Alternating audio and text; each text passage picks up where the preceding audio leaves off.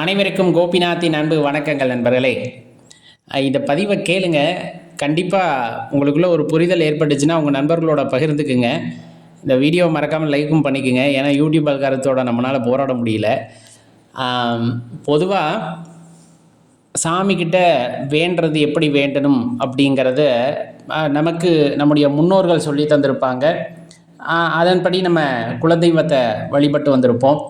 அதுக்கு பிறகு கொஞ்சம் நீங்கள் வளர்ந்ததுக்கப்புறமா சான்றோர் பெருமக்கள் குருமார்கள் சொல்ல கேள்விப்பட்டிருப்போம். அப்போ நம்மளுடைய வழிபாட்டு முறைகளில் கொஞ்சம் மாற்றம் ஏற்பட்டு இருக்கும். இன்னும் பக்குவப்பட வழிபாடுனா யாது அப்படிங்கிறது நாமே தெரிஞ்சிருப்போம். சரி, எப்படி வழிபடணும்னு யாராச்சும் சொல்ல முடியுமா அப்படின்னு கேட்டால் கண்டிப்பாக சொல்லவும் கூடாது. வழிகாட்டலாமே தவிர ஒருத்தர் சொன்னாங்க நம்ம வழிபட்டோம் அப்படின்னா அது நமக்கு வந்த கொஷின் பேப்பர் இல்லை அப்படிங்கிறத தெளிவாக தெரிஞ்சுக்குங்க. என்னடா இப்படி சொல்கிறேன்னு நினைக்க வேண்டாம்.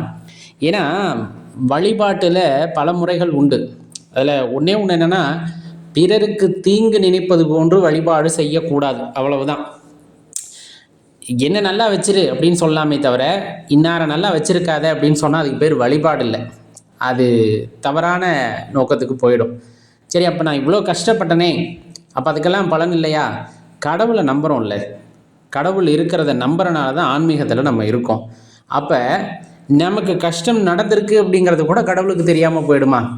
உண்மையாக சொல்லப்போனால் நம்மளுக்கு கஷ்டம் நடக்கிறத பார்த்து அக்கம் பக்கத்தில் இருக்கவங்களாம் சொல்லுவாங்க, நல்ல மனுஷையா, அவனை போட்டு இவ்வளோ கஷ்டப்படுத்துறான்னு பக்கத்தில் இருக்கவங்களுக்கு தெரியும் போது கடவுளுக்கு தெரியாமல் போயிடுமா? அப்போ நம்ம வார்த்தைகளால் சொல்லி அவருக்கு புரிய வச்சாதான் நம்ம துன்பத்தை போக்குவார் அப்படின்லாம் கிடையாது. தெளிவாக தெரிஞ்சுக்குங்க. அதே போல் இந்த வழிபாடு அப்படிங்கிறதுக்கு விளக்கம் சொல்லுவாங்க. என்னென்னா, அழுது, அதாவது உருகி அப்படிங்கிற ஒரு வார்த்தையை நிறைய இடங்களில் பயன்படுத்துவாங்க. அது எப்படி அந்த உருகி அப்படின்னா ரொம்ப துக்கத்தில் அழுகிறதெல்லாம் கிடையாது. அப்படி அழுகிறது அப்படிங்கிறது கிடையாது. இறைவனை சரணாகதி அடைவதற்கு அந்த உருகி அழுதல் அப்படிங்கிறது நம்மளுக்கு வந்துட்டு சொல்லுவாங்க. உருகி அழுதல் அப்படின்னா என்னன்னா, உள்ள முருகணும்னா என்ன அர்த்தம்? அப்படியே பாசம், அந்த நேசம், அந்த காதல் அப்படிங்கிறது அந்த மனசுல அப்படியே தத்தளிக்கணும். அந்த தத்தளிக்கும் போது நம்ம கண்ணில் தண்ணி வரும். அது வேற தண்ணி. அதுதான் அந்த இடத்துல சொல்றது உள்ளம் உருகி அப்படின்னு சொல்றதுக்கு காரணம். அப்படியே பாசத்தால் நிரம்பி அப்பா அப்படின்னு சொல்லும்போது நம்மளுக்கே தெரியாம கண்ணில் தண்ணி வரும் பாருங்க. அப்படி வழிபடணும் அப்படிங்கிறது தான் அவங்க எடுத்து சொல்றது. அப்போ கஷ்டத்தில் கதறி அழுது வழிபடணும் அப்படின்னு சொல்கிறாங்களா? கிடையாது, வேண்டாம், அப்படிலாம் வேண்டாம். நம்ம அழுது நம்முடைய கஷ்டத்தை உணர்ந்து கொள்ளும் அளவிற்கு வந்துட்டு இறைவனுக்கு ஒன்றும் தெரியாமல் எல்லாம் இல்லை.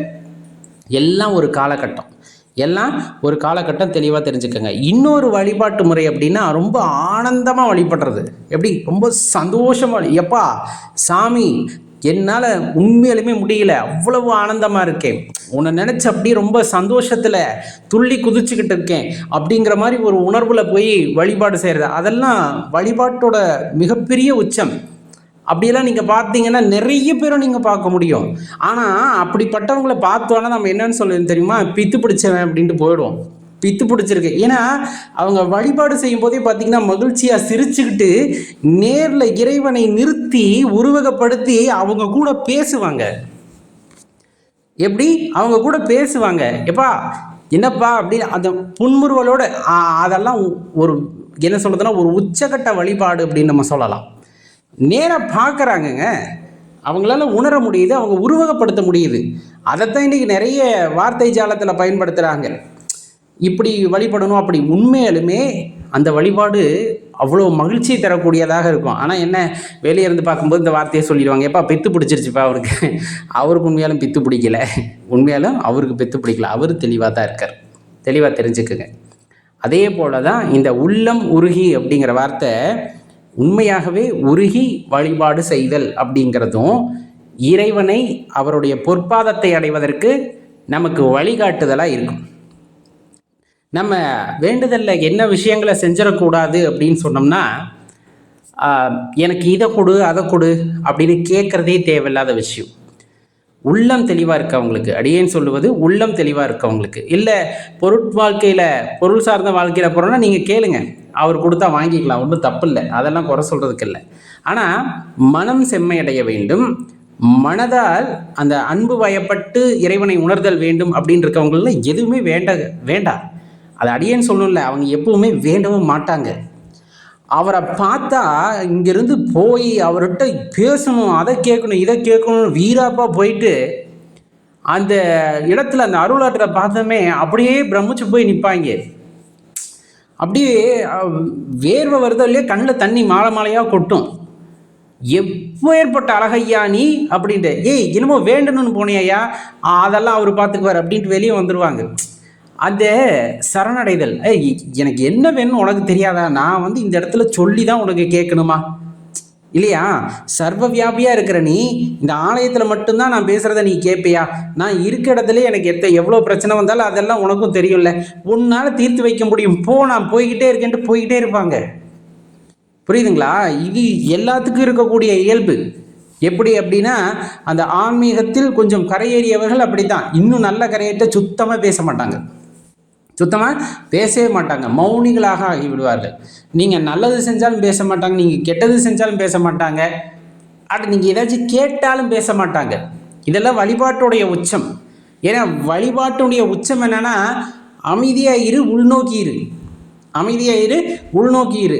உள்நோக்கி உன்னால் காண முடிகிறது அப்படின்னா அது பெரும் தவம், அது பெரும் தவம். அந்த தவத்திற்கு ஈடு இணை எதுவுமே கிடையாது அப்படிங்கிறது தான்.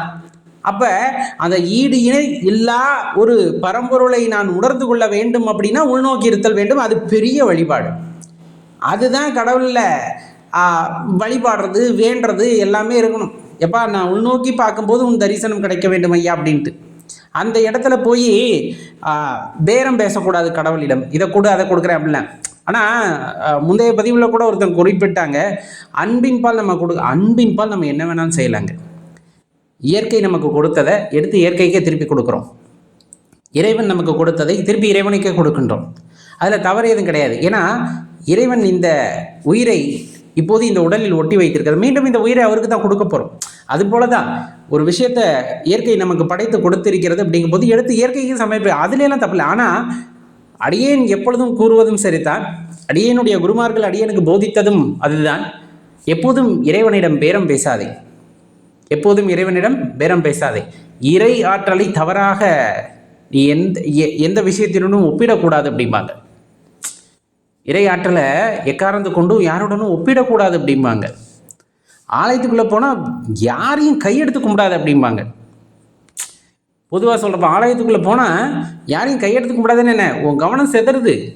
ஆலயத்துக்குள்ளே போனால் எப்படி இருக்கணும், இறைவனை நோக்கி உனது மனம் செல்ல வேண்டும். அப்போ எதிரில் வரக்கூடிய யாரும் உங்களுக்கு தெரிய மாட்டாங்க. எப்போ ஆலயத்துக்குள்ளே போய் ஒருத்தர் வர்றாரு, அவர் ரொம்ப பெரியவர், கையெடுத்து கும்பிட்றீங்களோ அப்போ உங்கள் கவனம் எங்கே இல்லை, இறைவன் பால் இல்லை, இறைவன் மீது இல்லை. அதனால தான் சொல்கிறது, ஆலயத்துக்குள்ளே போனால் யாரும் பெரியவன் இல்லை, இறைவன் மட்டுமே பெரியவன், அவனை மட்டும் வணங்கு அப்படின்னு சொல்கிறதுக்கு காரணம் என்ன அப்படின்னா, உனது கவனம், எண்ணம், சிந்தனை எல்லாம் எங்கே ஒருமுகமாக இருக்க வேண்டும், இறைவன் மீது மட்டும் இருக்க வேண்டும். அவ்வாறு இருக்கும்போது யார் வந்தாலும் யார் போனாலும் கண்டுக்க மாட்டாங்க. ஆலயத்தெல்லாம் சில பேரை பாருங்கள், நீங்கள் என்ன சொல்கிறது, நாட்டோட பிரதமரே போனாலும் போ அப்படின்ட்டு போயிடுவாங்க. நான் அவ்வளோ பெரிய ஆள், எவ்வளோ பெரிய ஆளாக இருந்தாலும் போய் அங்கிட்டு ஓரமா, நான் பார்க்க வந்தவர் வேற வரியா அப்படின்ட்டு போயிடுவாங்க. அப்போ அந்த இடத்துல தான் உயர்ந்து நிற்க வேண்டும் பக்தி, அவ்வாறு தான் இருக்க வேண்டும் அந்த வழிபாடு அப்படிங்கிறது. இல்லை அப்படி பண்ணக்கூடாது, இப்படி உங்கள் மனசுக்கு எது சரின்னு தோணுதோ அதை பண்ணுங்கள். ஆனால் ஒரே விஷயத்தை மனசில் வச்சுக்கோங்க, நம்ம கேட்கறதுனால தான் இறைவன் கொடுக்கிறார் அப்படிங்கிறது பெரிய அறியாமை. கேட்காவிட்டாலும் தருவார் தாயுமானவர், அவ்வளவுதான். அதை மட்டும் மனசில் வச்சுக்கோங்க. சரின்னு பட்டால் மறக்காமல் இந்த வீடியோவை ஒரு லைக் பண்ணிவிட்டு உங்கள் நண்பர்களோட பகிர்ந்துக்கோங்க. நன்றி, வணக்கம்.